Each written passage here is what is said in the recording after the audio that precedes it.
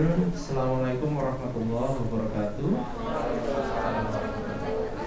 Be honorable, yang saya hormati, the Vice Dean of Students, Alumni Affairs and Religious Affairs, Associate Professor Agus Trianta, PhD. The honorable, our speaker, Ibu Kimberly Pomar. And also the students from the postgraduate study, master program in law, Fakultas Hukum, Universitas Indonesia. Before we begin, it would be better if we start by reciting Basmalah together. Bismillahirrahmanirrahim. Thank you very much. And before we start the session, we will have opening remarks from the Vice Dean, representing the Faculty of Law, Universitas Islam Indonesia, for our session today. For Associate Professor Agus Trianta, the floor is yours. Okay, everybody. Assalamualaikum warahmatullahi wabarakatuh. Good afternoon, everybody here, and especially our guest this afternoon, Ibu Kimberly Pomar, JD from Stanford. Thank you very much, and we're deeply grateful for having you in this afternoon. Thank you. For giving the lecture here. And dear all my students in the LLM program, Master of Law program. First of all, on behalf of the Faculty of Law, Universitas Islam Indonesia, we would like to express our deepest gratitude and thankfulness to Ibu Kimberly Pomar for coming in this faculty, and she is from Stanford, United States of America, and it is fortunate for us that this afternoon we have her among us for discussing about standard corporate contract. And I do apologize because our dean has Professor Kegiatan has another program this afternoon, and maybe later on he will see also Ibu Kimberly Pomar for just a short meeting or short welcoming discussion. Okay, so without extending more on introducing this moment, we hope that this session will enrich you and will benefit you to expand your insight and your knowledge in comparative perspective between Indonesia and America, of course. And again, thank you very much for visiting us, and I close. Assalamualaikum warahmatullahi wabarakatuh. Waalaikumsalam warahmatullahi wabarakatuh. Thank you, Pak Agus Trianta. So, this is, I speak in English in the first time just to make no shock, okay? I know that you already learned and understand well Bahasa Indonesia. So, I think in this session I would like to do some kind of dual language. I would like to introduce our speaker today in Bahasa. Pembicara kita hari ini sangat spesial karena beliau selain bisa berbahasa Mandarin juga bisa berbahasa Indonesia. Luar biasa, jadi beliau ini sudah mempelajari bahasa kita. Beliau merupakan lulusan dari Stanford University Law School, dan beliau juga pernah mendapatkan Fulbright, status sebagai Fulbright Fellow di National University Singapore, dan belajar terkait dengan U.S. Enforcement of Intellectual Property Rights in Asia. So you study a complicated things because in Asia we have different culture than in U.S. Dan beliau mengawali pelatihan hukum khusus di firma hukum internasional yang fokus pada bisnis di Pacific Rim, dan kemudian beliau juga pernah mewakili beberapa klien khususnya di perusahaan, kemudian di perusahaan yang bergerak dalam haki, kemudian real estate, kemudian saham, jadi penanaman modal di Graham and James. Dan kemudian setelah dari situ beliau berpartisipasi atau bekerja di Friendwick at West sebagai corporate associate. Dan beliau sangat pada saat itu beliau mewakili klien-klien khususnya yang bergerak dalam bidang teknologi. Dan setelah itu beliau juga punya pengalaman dan menduduki sebagai Vice President and General Counsel of Legal for Jambreaker Incorporation. Perusahaan ini bergerak dalam bidang cloud computing space. Jadi kalau kalian punya iCloud and then Google Drive, I think that's part of what you're doing, right? So, and saat ini beliau bersama kita, dan hari ini kita akan membahas terkait dengan standar kontrak.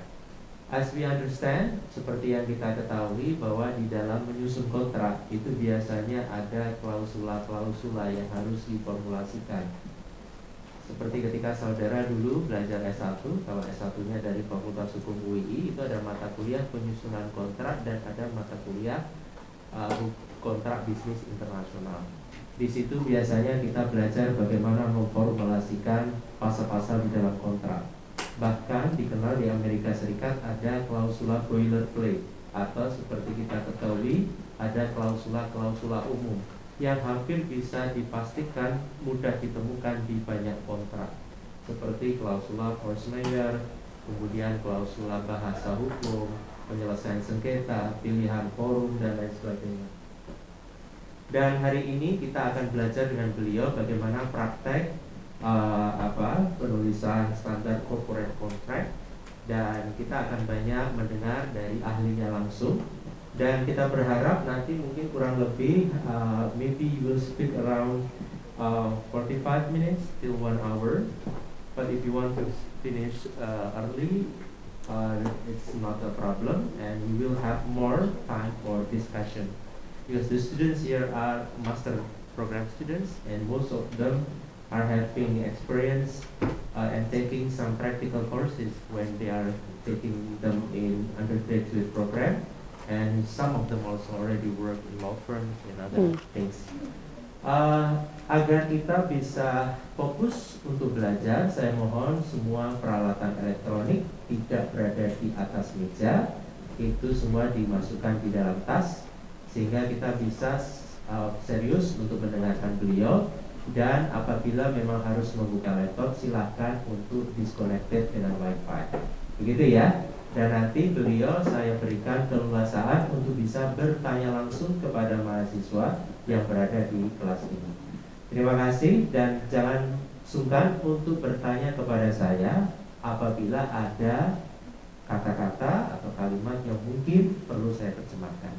Jadi fungsi saya di sini banyak, Pak Agus, translator, moderator, gitu ya. Mau ditambah lagi juga boleh, ya, asal amplopnya tambah, gitu ya. Terima kasih. So the time is yours now. Thank you very much. Terima kasih. Yeah. That's okay. Thank you very much. Terima kasih. Assalamualaikum. Nama saya Kim. Zaman dulu saya tinggal di Indonesia, di Yogyakarta, yang kota yang paling bagus di seluruh Indonesia. Sebagai siswa pertukaran pada waktu itu, bahasa Indonesia tahun 1983 sampai 84. 84, saya belum lahir itu. Ya, maksud saya zaman dulu ini, pada waktu itu bahasa Indonesia saya jauh lebih lancar, lebih jelas daripada sekarang.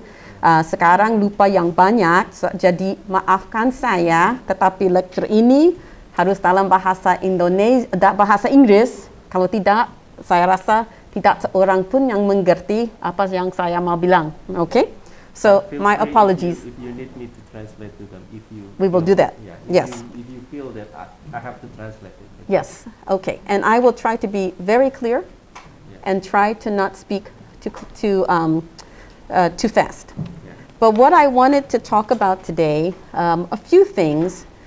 The first is, you are studying law and I believe contracts. So anyone can Google, what are the parts of a contract? The parties. What's the consideration? I pay you what, you do what. What's the jurisdiction? Which law applies? When do I have to finish this? These kinds of terms, I think you can all look up. Those are easy to learn, or at least easy to find. So because we only have a little bit of time today, what I wanted to talk to you about was to share some of my practice pointers, some of the things that I do in my now 30 years of legal practice. I started out as a baby, a little baby, but I've been doing this for 30 years now. So I want to talk about some of my practice pointers. I should add, one of my first law firm experience was with a law firm called Graham and James. These were known as America's Lawyers to the East. And at that time, some of my clients were actually Indonesian. I had the opportunity to represent some very wealthy Indonesian clients as a lawyer. Do you know what I did? Yeah. You might think contracts, maybe? Did I do contracts for them? Maybe I bought interest, helped them buy interest in companies? Actually, no. I helped them move Rolls Royce from this house to bigger house. Oh. And I made sure that their sandwiches were halal. That was what I did as the lawyer who used to live in Indonesia. That was Kim Bomar, lawyer for Indonesians. But since then, I have had much better experiences in law, and I feel like I have picked up a few things, some by experience, some by mistake. But now what I would like to share are some things that help me in my practice. So are you ready? We're ready to talk about a few practice pointers. The first thing I want to talk about is my... Do you need to connect with the... They cannot hear me? PowerPoint? I could. Really? Okay. Yeah, I could. Let me use it.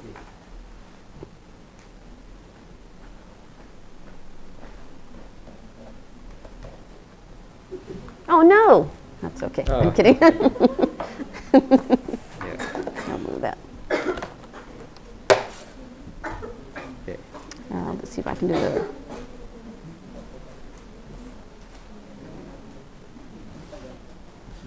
Yep, let me do the presenter view.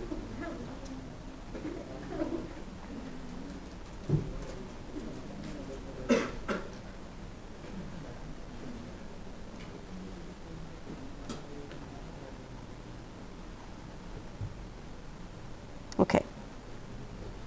We're good? You can see? Okay, so I want to show you, just before I start talking about some points, we're going to start right here. So that's the introductory. Here's what I want to start with. Right up here, you can see Bomar Legal. This is my logo and my tagline: practical, ethical, actionable. This is how I describe my practice. So when you're a lawyer and your client comes to you and they say, I want to do this. As a lawyer, you can say, oh, I don't know about that. That sounds very risky. All kinds of things can go wrong with that. So you might want to think about that again. That's not what clients want to hear, right? Some of you already work with law firms, you have experience. They want to know, how can I do it? So let me know the risk, but let me know how. And by that, that's what I mean by practical. You have goals, objectives in business. There's something you want to do. I'm going to tell you how, but also we're going to talk about risk. Also ethical. In America, lawyers are not known for being ethical. They're known for being unethical. Maybe they will lie, they will cheat, they will steal to get money. I hope lawyers in Indonesia have a better reputation. Yes or no? I don't think so. No? I don't Same? think so. Is it the whole world? All right, well, you know what? Let's make it our jobs to be very honorable. And we will elevate the profession so that it will be known for being honorable. And that's what I do when I say my profession is ethical. As lawyers, there are some lines. that we cannot cross. And we all have to know where that line is.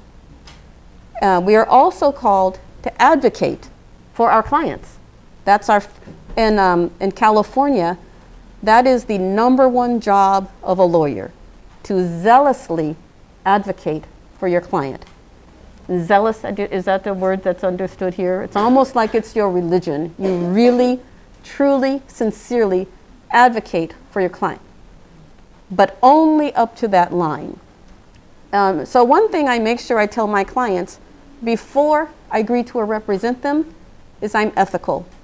If you're looking for someone who's going to bend the rules, that's not me. I am very zealous. I am very aggressive, but up to the line. I don't cross it. So far, that has cost me 2 clients, 2 very good clients. But is it worth my reputation? No. Is it worth losing your legal license? In Indonesia, do you have to have a legal license to practice? Okay, so you have to pass a test. You have to show you have good character. Then you get a license. Yes, so it's not worth losing your license over a client. The other thing I like to do with my clients is I'm actionable. For example, I don't give a big essay when they ask me a question.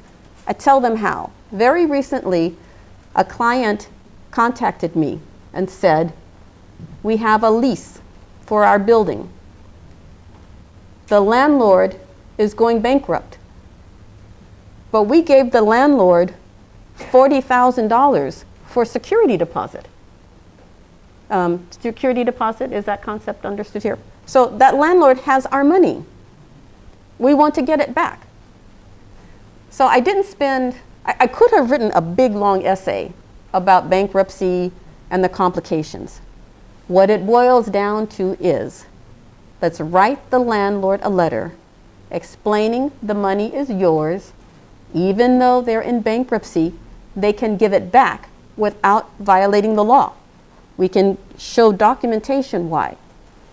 And if they give the money, great, there's no violation. If they don't, after the bankruptcy filing, then we have to file this complaint. Okay, so I just made it very clear. Here is exactly what we're going to do. No big long memos, no long speeches. Clients appreciate that. So that's how I describe my practice: practical, ethical, actionable. Okay, so now let's talk about some suggestions. Let's say your client comes to you with a problem. Sometimes I feel like as lawyers, we are eager to get to work. So we talk with our client, check, got it, okay. And then we go back to our computer and think, what was that? What was actually the issue? So it is important to really engage early with the client and ask as many questions as possible so that you really do understand the problem. And then when you go back and research the issue or work on the contract, you might still have questions, but not as many. So that's one of the things I try to do, is understand what the issue is. This next one is a very easy one, but I find people don't do it. Usually if there's a dispute, it's your client against somebody else. If there's a contract, it's your client with somebody else, right?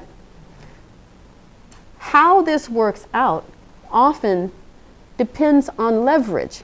By that I mean, who is that client? If my client is this guy, and he has a really good idea, and he wants to enter into a contract with BNI, do you still have BNI, Bank Negara Indonesia?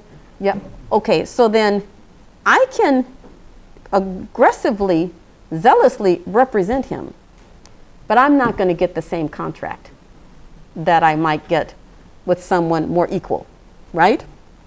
So whenever you're about to, and the same way, if I am BNI and I know this guy wants something from me, I don't expect to make many concessions because I think he's eager to work with me, right? So do your research. Figure out your leverage. Whenever there's a dispute or a contract, always research the other side. You can find out so much with Google. You can find out, who is this company? Where are they incorporated? How much money have they made? Who are their investors? Who is on their board of directors? You can get a lot of money about a company that will help you know your leverage in terms of your bargaining with them. Okay? Here's another one that I think comes up a lot. Let's say you're working on, who here has written contracts? You've drafted contracts. Anybody drafted contracts for a client? Nope. Or maybe too shy to say. Some have worked for law firms now or not yet? Yes? So does that mean you do more litigation or tax but not contracts? Litigation. I'm so sorry for you. Yeah. It's very difficult. So let me just say then, so when you get to contract, I think this is the same for litigation. You never have all the information. One thing that I do is, if I can find the answer myself, I will never ask a client or the other side. Maybe you need to know, what's the legal name of this company? What's the address of this company? The person who's going to sign the document, what's their title? You can find all of this. Usually you can find it. Do you have LinkedIn here? There's a website called LinkedIn, social media. Do you have that here? So you can, let's say you don't know much about an employee, find them on LinkedIn. You can find their title. Even if the title is not now current, use that, but highlight it. It's better than asking your client, fill in this, fill in that, give all this information. So if you can find it yourself, put it in there and maybe highlight it to have them confirm it. What if there are some terms that are missing? Like payment terms. Do we have to pay you in 30 days? Do we pay half now, half later? Do we have some time to reject the contract? And let's say nobody told you because nobody thought about it. As a lawyer, what might you do?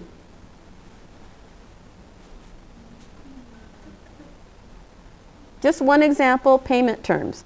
They didn't tell you what to put in the contract. Your client is either buying or selling. Some money has to move, and no one said, well, what are we going to do here?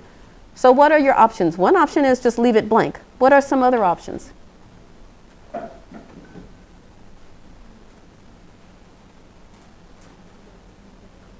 I see some conversations. Maybe people are trying to figure out some answers.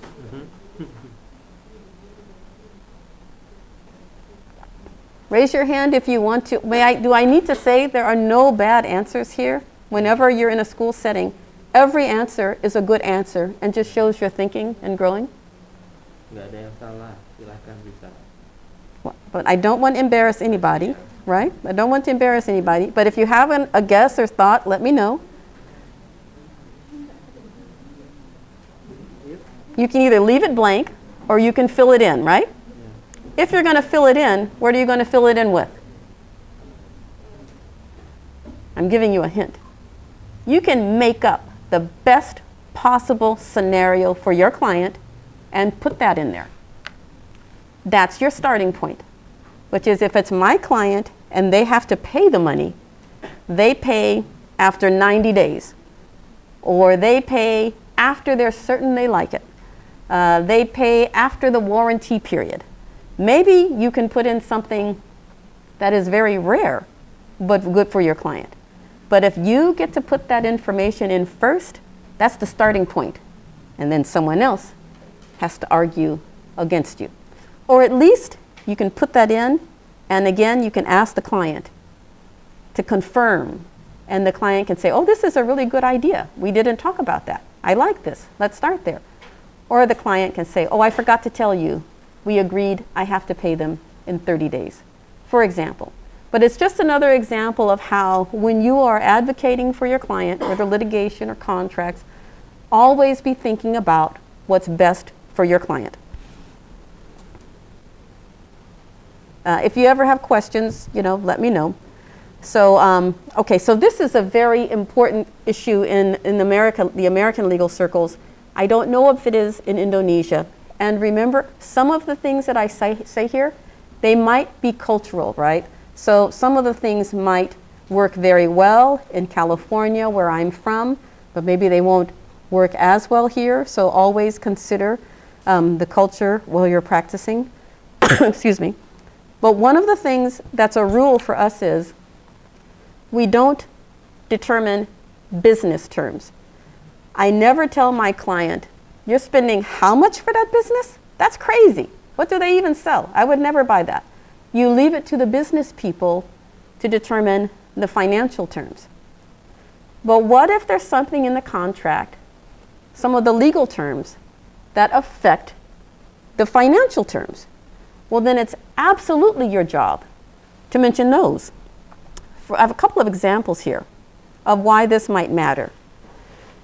One of my clients hired a strategist, a person to help him figure out how to help his business make money.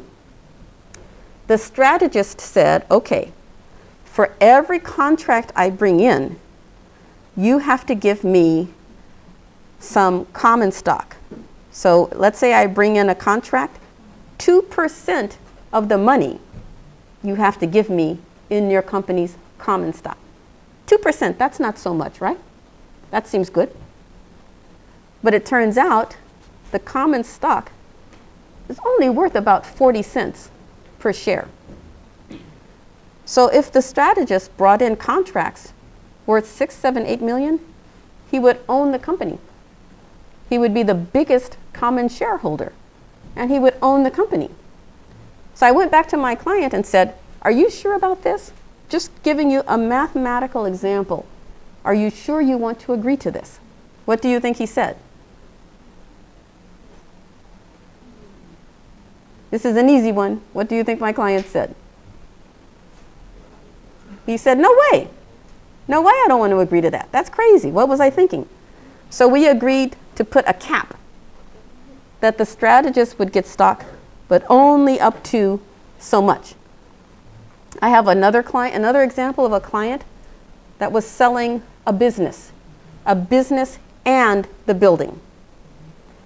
The buyer was very aggressive and said, among other terms, I'll pay you 85% now, and then I'll pay you 15% later when I'm certain there are no problems with that business.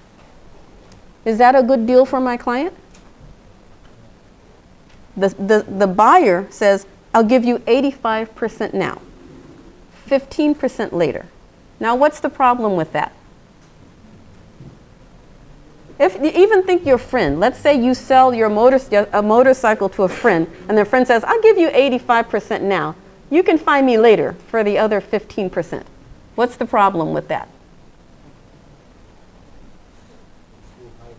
It's too high? Yeah, something could go wrong. They could say, I saw a mouse. I'm not going to give you your 15%, right? It could be an easy problem. Maybe the problem is not my client's fault. What else could happen?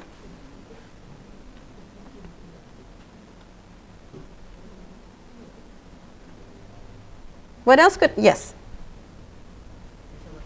Boleh. Bisa. Oh, bisa ditranslate. Oke. Jadi Bu Kim tadi, let me translate. Yes. Oke. Saya mau nanya, Pak. Oh, mau tanya. Oh. Oh, oke, Saya silakan. nanti di-translate. Ini, Pak.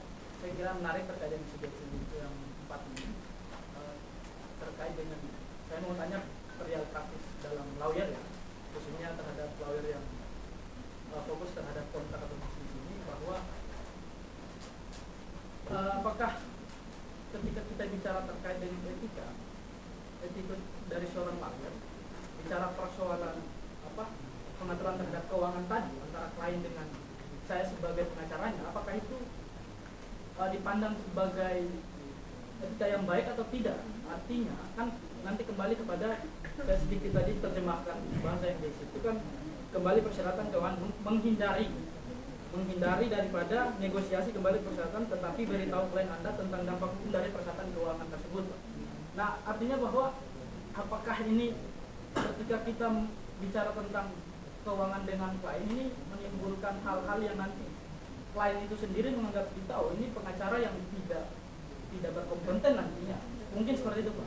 Jadi Bisa maksud dijawab dari- keuangan yang dibicarakan dengan lawyernya itu keuangan pendapatan lawyer atau bukan terkait dengan kontraknya? Iya. Okay. Tadi. Okay. So he's asking about if you mentioned in the first presentation, you mentioned that the lawyer should be ethical, right? And then he mentioned that in your suggestion for if the lawyer has to talk about financial things with the client, would it be unethical? Because in our culture it's unethical. It's unethical to talk about financial things? Yeah, somehow if we are too many proposing some questions, maybe the client will feel like he's not able to settle the case or maybe to draft the contract. Okay, let me do two things. One is address your question and tell you what happened here. Yeah.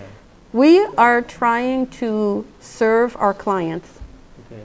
So if we're trying to serve a client and we don't warn them about a problem that can cost them money, then maybe we are being polite, but maybe not representing their interest.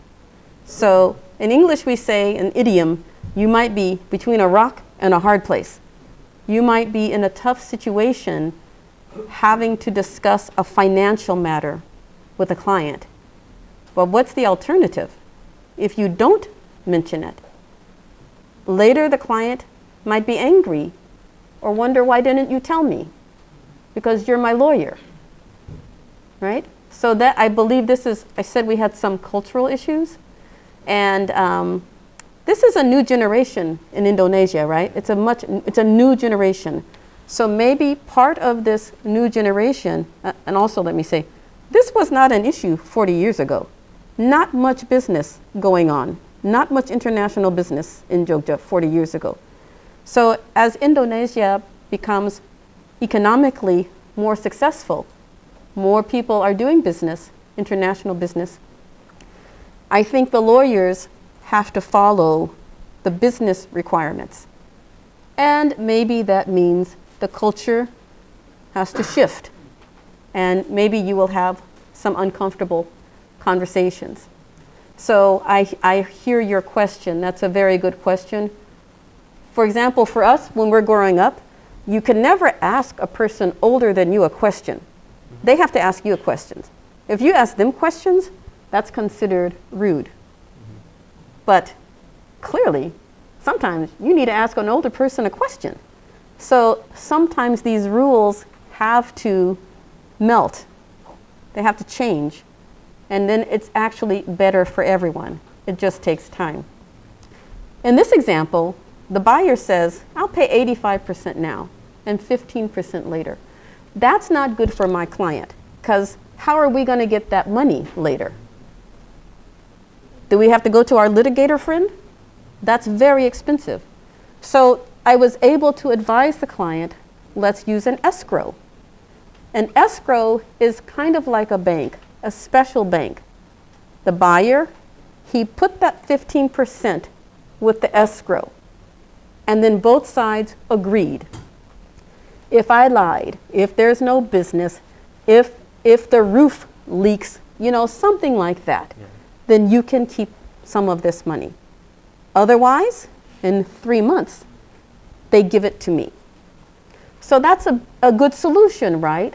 The buyer gets some time to see if there are problems, but the seller doesn't have to wait on the buyer to give him the money, and he doesn't have to chase him all over town to get the money either.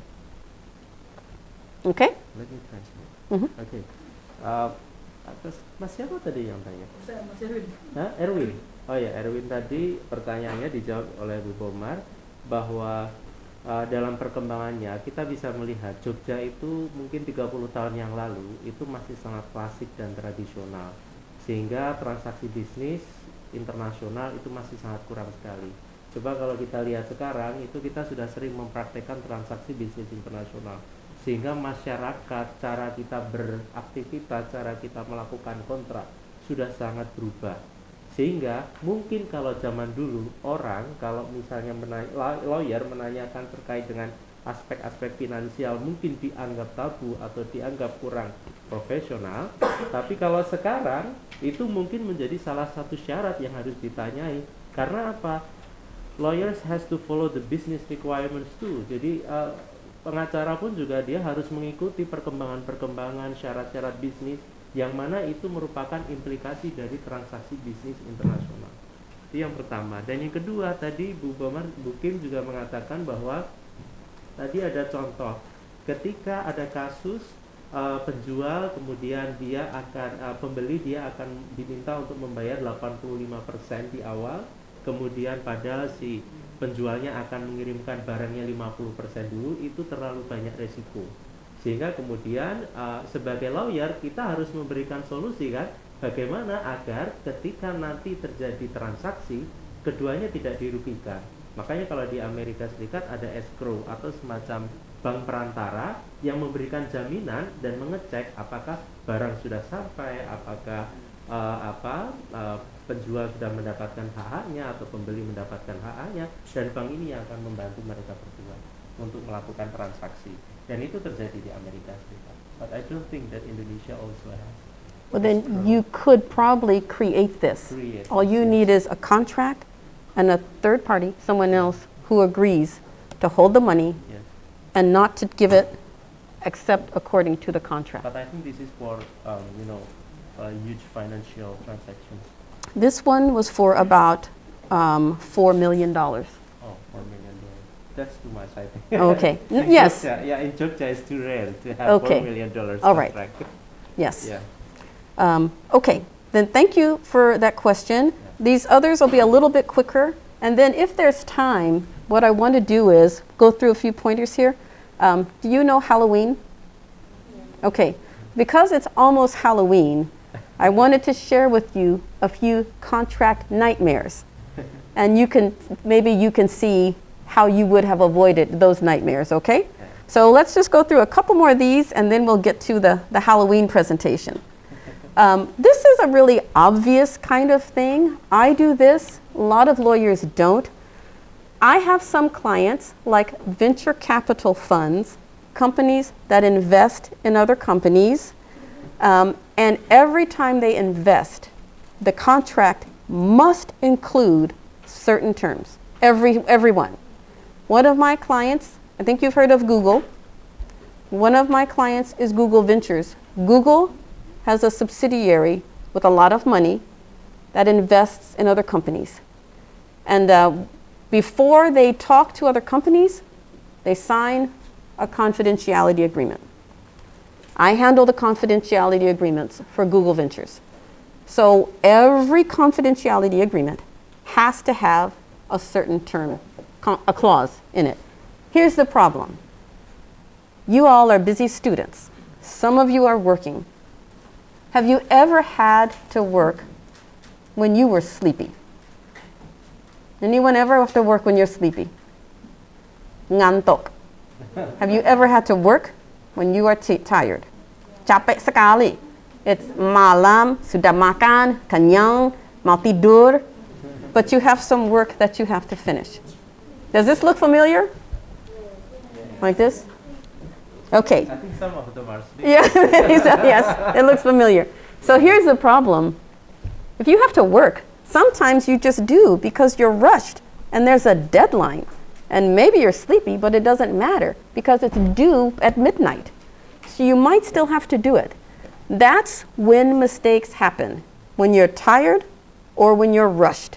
That's when mistakes happen. So for some of my clients that have very particular requirements, I keep a list. I just keep a list, and so no matter how sleepy I am, I will go through my work, my contract, and pull up my checklist. Remind myself, are my required terms in there? So this is like an obvious pointer, but I don't know very many lawyers who do this because it takes time to do this for several clients, but it saves me from making mistakes because when I approve contracts for Google Ventures, they don't review, they just sign. So if I miss this important clause, no one will know until it's too late. So that's just a really practical pointer about how to avoid mistakes when you're working on a deadline. Yes, we're good? Good. All right. All right. So I had said in the very beginning, make sure you understand what your client wants. Once you have a contract or a brief or whatever, you have to make sure your client understands it. Because it's easy for us to agree to terms, revise, negotiate, and then it's done. You say, okay, sign. But the client never knew what was in there. So I like to, sometimes you can send an email. What happens to you when you get an email and it's long and you're tired? Right? Either delete or save for later. Skip. Yes, it's not a good way to get the client's attention. So I'm very careful about not wasting my client's time, but I almost always like to have a conversation over important terms to make sure they understand them. I did this with one client. He was buying a restaurant. The building had a lease. He had agreed on the rent. He knew what the rent was. But then there are all these other kind of hidden costs in there that if this happens, you have to pay. If that happens, you have to pay. And I wanted to make sure he understood all of that before he signed. So we had a conversation, went over everything, and he said, "What? I'm not signing that." And we renegotiated. He went back and said, "I agreed on this much rent. You're charging me all these other things." We were able to get a much better deal after that. So make sure the client understands, because the last thing you want to happen is the client to call you and say, "You didn't tell me." Or who's my friend, Arif? Is that Arif in the back? Erwin. Yeah. You don't want the client to say, "Excuse me, very polite young man, but because you were so polite, you didn't tell me about that." And then they won't be happy, right? So that's not a good outcome either, right? Yes. We're clear on that one? Okay. So this is a very quick, very small point. Sometimes I have a whole team of people that are waiting to know, has this contract been signed? Because we need to do some things. So let's say you've negotiated. It took you a week. The contract is signed. Everybody signed it. You've moved on to the next thing. That team never found out the contract was signed. It's a very small point, but I make sure in my practice to remember who is waiting on this contract. And when it's done, let the whole team know that contract is signed. Go ahead, have your conversations, go do business. Small point, but it's important. These last few are really just my personal practice points. This is going to be very difficult. It can be very difficult for my litigator friend, because litigation is often a little bit like this, right? Adversarial. Contracts are often adversarial too. And some situations, maybe they're not very adversarial, but the people are just difficult. But once the contract is done, I try to find, maybe they say I'm difficult too. I'm sure there are people who say I'm difficult. I don't think so. I try not to be. But once the contract is done, I always like to thank the other side. Thank you very much for helping to do this so quickly. Thank you very much for your patience, because that took a long time. Thank you for taking the lead on getting the signatures here. I always try to end on a really nice note, because people will run into each other again. And not only is it good for me, it's good for them, it's good for my client. Because if I find myself working with another lawyer, we've established a relationship. We will focus on the legal issues, but there's nothing bad between us. It is better for the legal practice. So when you can, thank the other side and try to end on a nice note. Here's another thing. Wish your client good luck. Maybe this is a cultural issue. If you have represented a client, maybe you don't actually have contact with the client. Maybe you go through an administrative assistant or something like that. but your client is paying for your work. Once you have finished a transaction, I often like to say, congratulations on finishing this acquisition, or congratulations on this deal. I wish you luck with this, and I hope you are very successful in this transaction.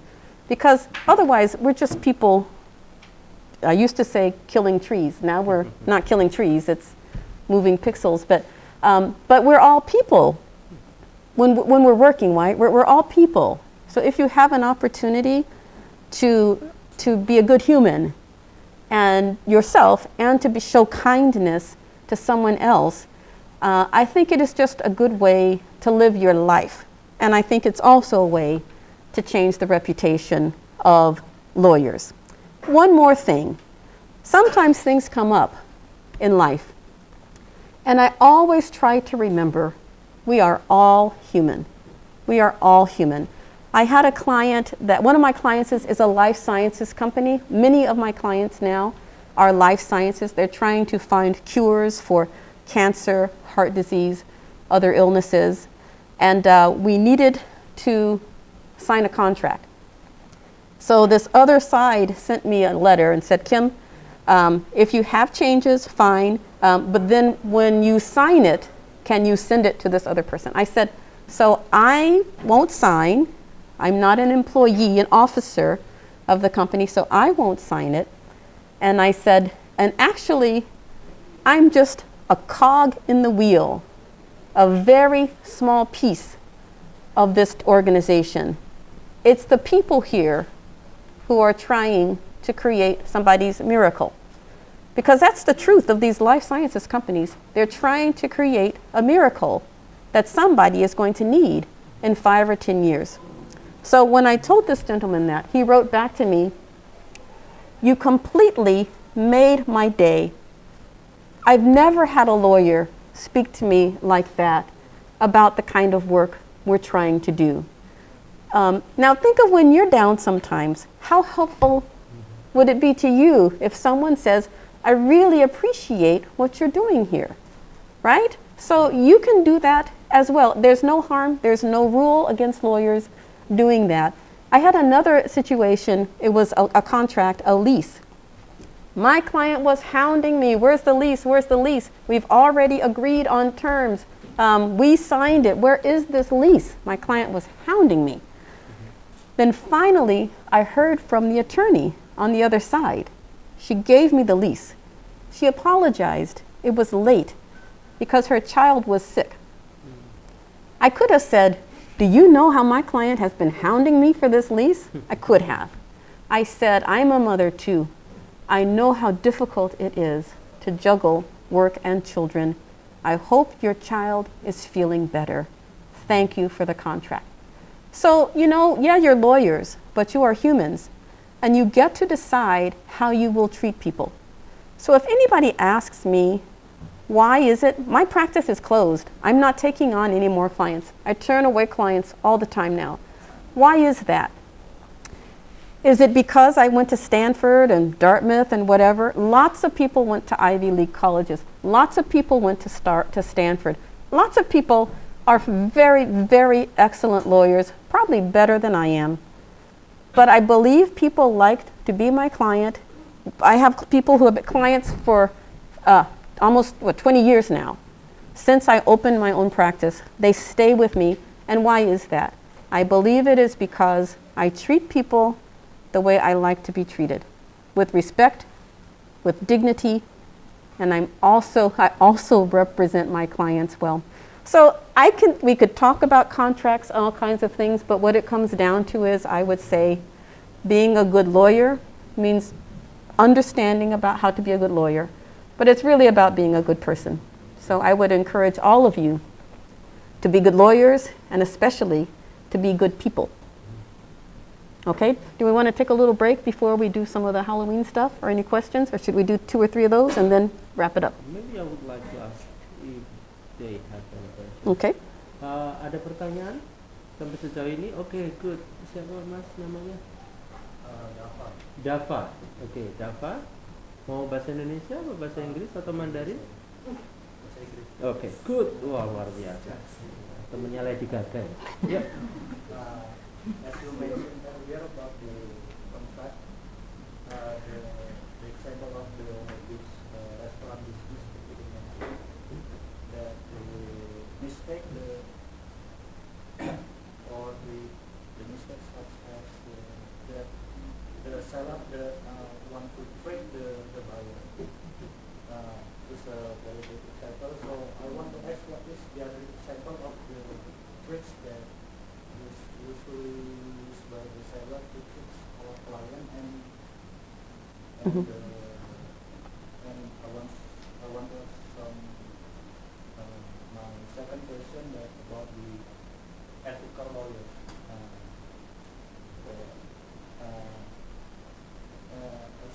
As I know that you are very know about the legal practice, because you're practicing lawyer around for 30 years, and you practice in California, so you know about the ethical or unethical. So can you give us some Yes, sure. example about what is the unethical lawyers look like? Okay, yeah, there's lots of them. I'll start with your restaurant question. That's a great question. You're right, it was very tricky. So here's one example of why my client would pay more money. My client was a Peruvian restaurant, Peru. The food is Peruvian. He was required to have the landlord approve his menu. Okay? The landlord had to approve the menu. And every time he changed the menu, the landlord had to review. And he had to pay the landlord $2,500 every time he changed the menu. He said, I change the menu every month. Whenever the seasons change, I change the menu. I have special menus for holidays. And I said, well, then you're going to pay the lawyer, your landlord, another $30,000 a year because you change your menu, for example. There were other ones, for example, additional kinds of insurance. He was going to be required to get more than the usual. He was going to have to pay to move some equipment. It was going to be quite a lot of money. I think there were maybe 6 or 7 hidden costs that were not in the. So that's one answer. In terms of an ethical lawyer, your question is very good. When it comes to an unethical lawyer, actually, this was the same. The 2 clients that I had to lose, they had to fire. It was the same problem. If I get stock, in order to give somebody stock, let's say someone gives me $1,000 worth of stock, and that stock is worth, they say it's stock, it's worth $1,000, then I tell the IRS, the government, I got $1,000. But let's say the stock 3 months ago was not worth $1,000. It was worth $100. So the clients wanted me to change the date. Let's backdate this stock so that I can say it was worth less and I pay less taxes. And they were doing that for not $1,000, but maybe $10 million. Yes, so this is securities fraud and it's tax fraud. So we call that backdating. Backdating stock, backdating options. That's the #1 problem in Silicon Valley. And it's that's where I practice. That's where startups, a lot of corporations, people get rich not because of their salary, not their gaji, not their salary, it's the stock. And if I go work for a company today and it's already going to be acquired or it's going to go public, so now the stock is worth $36 every share. But 3 months ago, maybe it was worth 50 cents, right? Yes. But that's illegal. Some lawyers will do it. In fact, both times that I lost my clients, they went to other lawyers who were willing to backdate. So when I say, what do they look like? I'm sure they look like me. They look perfectly respectable, fine. They're just not ethical. There's obvious lawyers, the lawyers that for many clients, you will say, okay, I will represent you, but you have to give me $40,000 now. And gradually I will, my fees will come out of that. So the other problem is they steal the money. They become drug addicts, alcoholics, the lawyers, and they steal the money.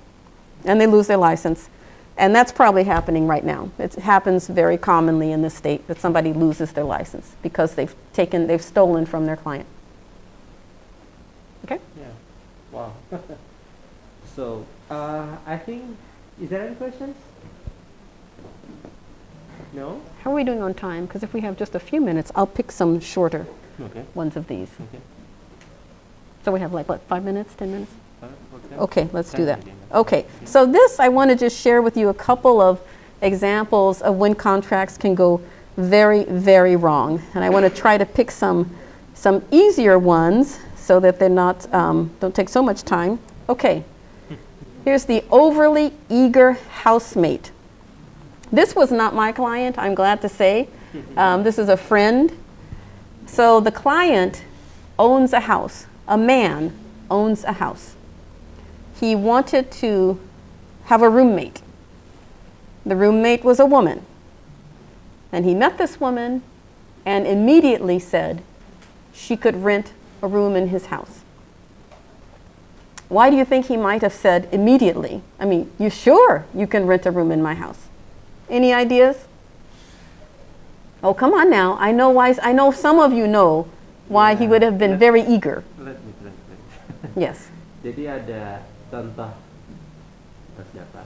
Oke, ada contoh itu ya. Jadi beliau mengatakan ini contohnya ada seseorang laki-laki dia mau menyewakan salah satu kamarnya gitu kan, diiklankan dan lain sebagainya, terus tiba-tiba ada seorang perempuan, oke, saya mau menyewa satu kamar tersebut, dan yang laki-laki ini bilang, oke, langsung aja itu tanda tangan kontrak misalnya gitu.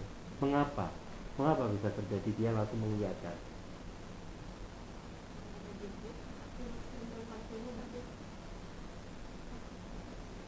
No background check. She was pretty.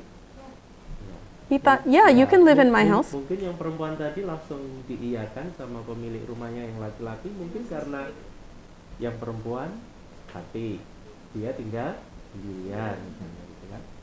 So Harusnya it's kan just kalau di dalam kontrak kita background check kan, pembelinya itu benar-benar punya uang nggak, gitu kan? Bukan karena cantiknya, bukan karena sesuatu yang lain, gitu kan. Ya. So now this is the Halloween version, right? These are the nightmare stories. Anybody want to guess? Did this go well? Do you think this worked out well? Apakah kontrak tadi antara perempuan yang cantik dengan pemilik rumahnya yang laki-laki itu tadi berjalan dengan baik pada akhirnya? No, very much not. Here's what happened. The woman moved in. She was there about 1 week. She called the police and said, he's harming me. He's hurting me. She got a restraining order, which is an agreement from the police to the man. You have to leave. You have to leave your house because she says you're threatening her. So you have to leave. And then we will have a hearing to determine what happens. So the woman is in the house. It's not her house, it's the man's house. Yes. The woman is in the house. He is away. He can't come. She has other people in the house. She's moving out his furniture. And there's nothing he can do until they go to court in about 2 months. Oh. Ya. Apa yang terjadi? Kemudian setelah perempuannya ini berjalan, setelah kontrak ini berjalan 1 minggu, ternyata yang perempuan ini kan disakiti sama pemilik rumahnya. Terus akhirnya perempuan ini kan telepon polisi, ya kan? Tolong Pak, saya dibantu gitu kan. Terus akhirnya apa? Polisi datang, pemilik rumah yang laki-laki itu ditangkap, kemudian dia tidak boleh datang ke rumahnya lagi selama proses persidangan, sampai proses persidangan dimulai. Kemudian tiba-tiba beberapa hari berikutnya ketika pemiliknya ini sudah ditangkap polisi, kemudian yang perempuan ini bawa teman-temannya datang. Apa yang terjadi? Furniture rumahnya diambil, kemudian isi rumahnya diambil dan lain sebagainya, sehingga akhirnya kan terjadi nightmare itu tadi, dan mimpi buruk gitu kan tadi. Ya. So in the end, my guess is she will disappear. She won't show up for trial. She'll leave. Dan apa yang terjadi? Prediksinya pasti yang perempuan tidak akan muncul kan di persidangan, pasti dia akan melarikan diri juga kan. Nah, makanya harus berhati-hati dan kita harus melakukan background check. Ya kadang cantik tapi kadang-kala suka gimana gitu ya. Hati-hati ya Mas ya. Jelek nggak apa-apa yang setia. Sorry. So you understand? Yes. Yes. No, kalau jelek selalu background check. I think that's where that works. Ya, I think that's where that works. Selalu background check. Does anybody have any suggestions about what else? Because I don't know if this happens in Indonesia. Maybe you have a roommate. Yeah. What happens here? How can you be safe? Make sure you're getting a good roommate. Ya. Kalau praktek di Indonesia, kalau kalian mau punya, ini kalau kami misalnya ada satu kontrak nih, Dava punya kontrakan, yuk. Kalau mau ngajak teman-temannya untuk ngontrak, apakah semua orang bisa ngontrak di situ, Mas Dava? Apakah ada langkah-langkah yang harus kalian lakukan? Nah, tergantungnya karena apa? Unless you pay the room. Okay. Well, if you need to find a roommate, how do you find a good roommate? Cara bagaimana menemukan teman tetangga kamar itu atau penyewa kamar yang lain itu menjadi baik gitu loh selama kontrak gitu. Kalau terkait cara melihat background check, kita sebenarnya bisa lihat dari cara dia bersikap Pak, karena karakter udah kebaca dari cara dia bersikap Pak. Misal dari gerak-geriknya dia atau dari ini sebenarnya udah terlihat. Cuman itu harus lebih jeli lagi. Yeah, she's mentioning that from the beginning of the conversation, she will see that this is not good or Yes. bad people. Yeah. Yes. The other thing is, ask your friends. Say, hey, I'm looking for a roommate. Do you know someone? Because if it's someone that you know or your friend knows, that's a little bit safer. Not always, but better than a stranger. So you don't end up with this. Okay. Are we good? Time for one more? We're good. This is, I think, the next class starts soon, right? No. They have the time until 3 o'clock, but as long as we compile with the discussion, that will be great after 3. So we still have 7 minutes. Okay, should I do one more? No. Okay. Yeah, let's do one more. I think these are a little bit more interesting. Okay, this is the case of the tragic ping pong balls. Only because this is quick. There's another one that's a little bit longer. So this client of mine has a ping pong club. Children come after school and play ping pong. They teams go to the Junior Olympics, all of that. So I like this client very much. But first, they just had a very small place. So now they got a contract for a big place, a big, beautiful place in San Jose. Has anyone heard of San Jose, this town in Silicon Valley? So they have a new, beautiful building in San Jose. The contract was a little complicated. We had to fight hard to get good terms for the client. Also, the client wants to stay there for a long time. They don't want to have to move and move and move. So it took a good while, but we were able to get a very good deal for this client. A 5-year term, 2 renewals for another 5 and another 5. So 15 years if this client wants it. So the landlord was very agreeable because the building was empty. The neighborhood was not the best. So the landlord wants to get a tenant. So we signed this deal and it was great. And my client was very happy. And then it was time to move in to the building. So they rented some vans and they got ping pong tables, the paddles, the balls, all these things, and they drove to the building. It was nighttime, and they went in, and they looked around, all around the offices where they would set up the ping pong tables. They were so happy when they saw what was theirs. So they were there a good while, and then they went outside, and everything had been stolen.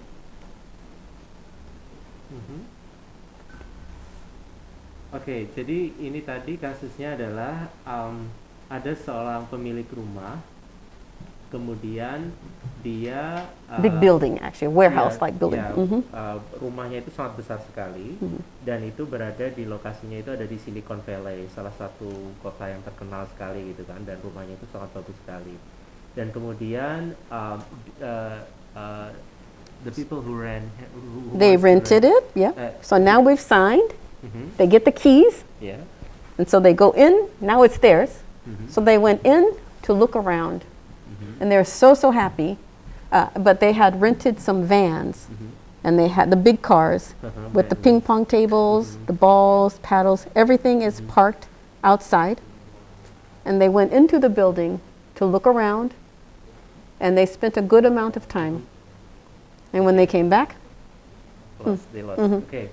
Dan kemudian kebetulan orang yang mau nyewa ini orang yang dia suka pingpong, gitu kan? Dia bawa pakai mobil Vans. Vans itu mobil yang besar sekali, kayak hampir semi truck gitu ya. Dia bawa meja pingpong, bawa semua peralatan yang dia suka, dan dia sign deal. Oke lah, saya mau sewa rumah ini kan, rumahnya besar sekali dan bagus. Dan sangat jarang bisa menemukan rumah yang bagus, bisa disewa lama gitu ya di Silicon Valley. Terus kemudian dia dikasih kunci, kemudian dia lihat-lihat di dalam rumahnya, gitu kan. Tapi ketika dia mau lihat cek, karena saking seneng banget kan Silicon Valley kan, rumahnya kan pasti besar-besar, indah-indah, cantik-cantik gitu kan. Ketika dia terlalu lama ngecek di dalam rumahnya, pas dia balik, fansnya hilang. everything. Ping pong, that's why these are so sad. So ping pong balls, ping pong tables. So my client calls me and said, or emails and said, somebody stole everything. This is not a good lease. I want to terminate. I want out. Jadi tadi dia bilang sama lawyernya, itu kebetulan Bukim lawyernya, terus dia bilang saya kehilangan saya kehilangan apa saja yang saya punya, terus kemudian ini bukan good deal dan saya mau memutuskan kontraknya. Can you do that? Bisa nggak tiba-tiba memutuskan kontrak itu saja? Padahal baru saja tanda tangan, terus saja lihat-lihat senang, kembali mobilnya hilang, isinya.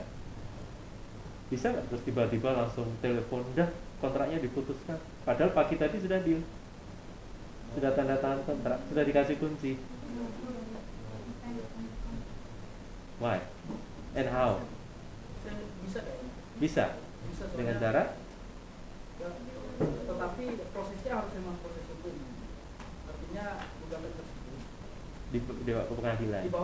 He said that he has to go to the court to terminate the contract. The judge will decide. Wan prestasi itu kan tergantung dari pembuktian tadi, Pak. Apakah dia cacat tidak dalam syarat-syarat sahnya kejadian tadi, Pak. Nah, mungkin seperti itu mungkin, Pak. Apakah telah terjadi breach of contract di sini?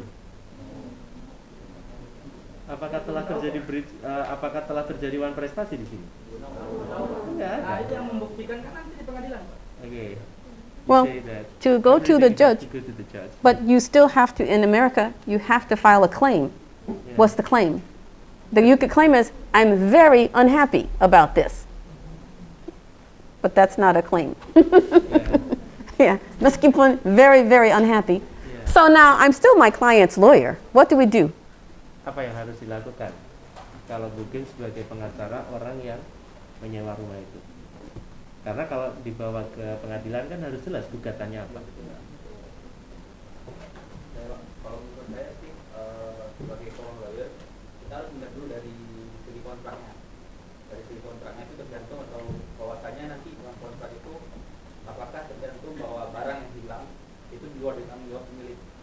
Oh, Jika seandainya barang yang hilang itu di luar tanggung jawab pemilik, berarti seorang lawyer itu tidak akan bisa menggugat seperti ini. He said to his clients, I need to check the contract whether in the clause there Yeah. is a specific clause if the owner of the landlord has an obligation to take care of the belongings or so Yes. on. So Very it should good. be yeah. Very good. Yeah. The contract says no. It doesn't. No. No. Kalau di dalam kontraknya nggak ada klausula itu? Because usually the tenant is responsible for security. And in this lease, the tenant was responsible for security. Ya. But there's a happy ending. Dan kata Bu Kim harusnya karena ini nggak ada klausula bahwa pemilik rumah harus bertanggung jawab terhadap barang-barang yang dimiliki oleh si penyewa rumah gitu kan, sehingga kemudian dan di Amerika biasanya penyewa rumah itu yang bertanggung jawab penuh terhadap barang-barang yang dipunyai dia. Bahkan di kita juga kan? Ya, di kita juga. So here's the Tapi happy ending. katanya happy ending. Happy ending is one, the client had insurance. Okay? And two, I said, you've looked for years. There's nowhere else to have your building, your business, other than gedung ini.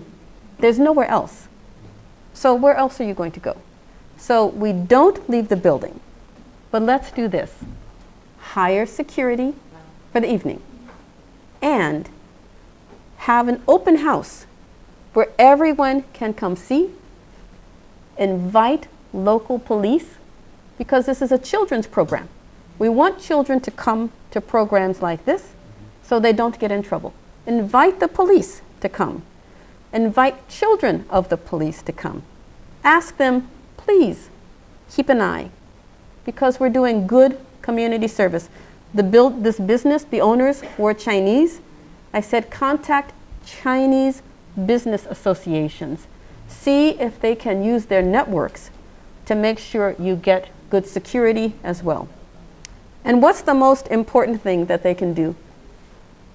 The most important thing here is, jangan bodoh. You don't leave a big van at night open and nobody's watching it. You don't do that anywhere, right? So the point of this story is, I got a really good lease for these people. They got everything they wanted at a really good price. But even a good lawyer can only do so much if you have a fool for a client.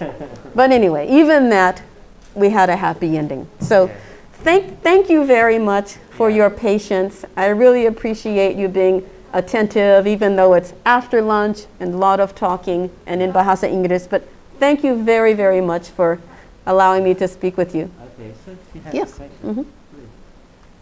Hello, Mrs. My name is Linda. I'm interested in the topic you have explained. As a lawyer, making a business contract or corporate contract must be done carefully. Does it matter if a lawyer produce a contract research guide to clarify understanding of complex contract? Thank you. Yes, it's the lawyer's job to explain complex terms.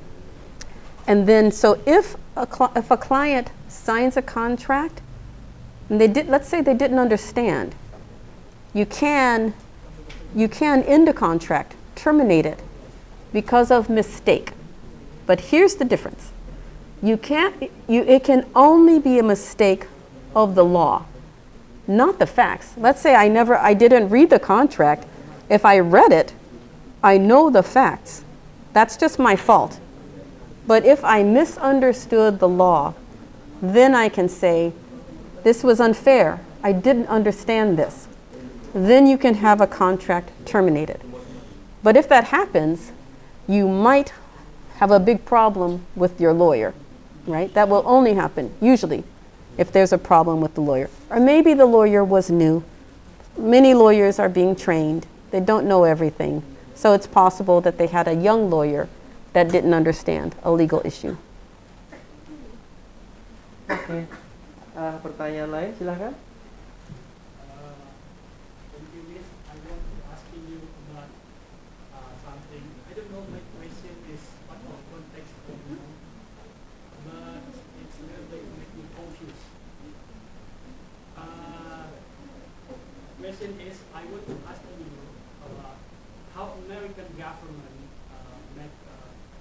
contract, because I know law will solve many problems, but not my country, not really. Because our government will always make a contract like very, very bad, and like in America. For example, like Freeport Corporate in Papua Island. You know? How Indonesia, I want you answer with not with lawyer perspective, but government perspective. Because it's very bad policy ever Indonesian government made. Okay, and what's the Freeport one? Freeport contract. Because Oh, you mean like free trade?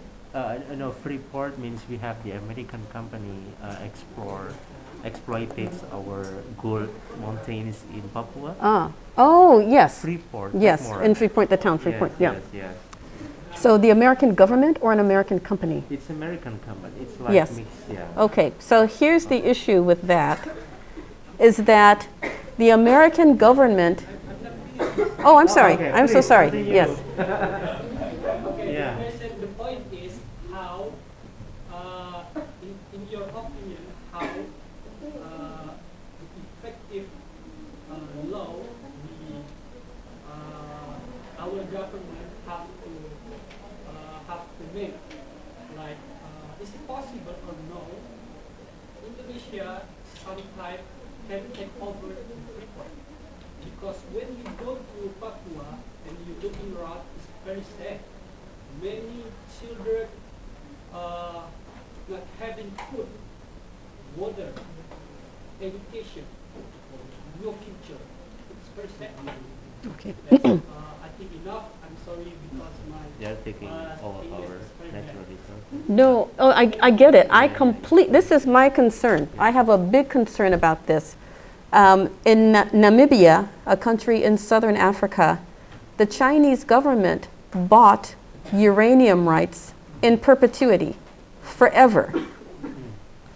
How does the government of Namibia have the right to sell anything forever? So this is a question of democracy. Same thing. Uranium? Namibia? Yeah. Next, Uranium? uranium. Uranium. Yeah, for radioactive. Yeah. The same thing in, yes, so many countries. This is a big issue for China right now. They created an airport in Zimbabwe in exchange for mineral rights. That airport wasn't finished. It was already leaking. The airport was rubbish. In Jamaica, it's water rights in exchange for, so they give some small thing in exchange for something huge. And how do they do this all over the world? I'm using the example of the Chinese, but there are others.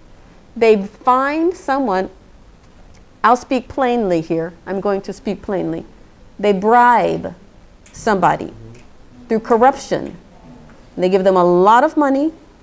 They take mineral rights. Children go hungry.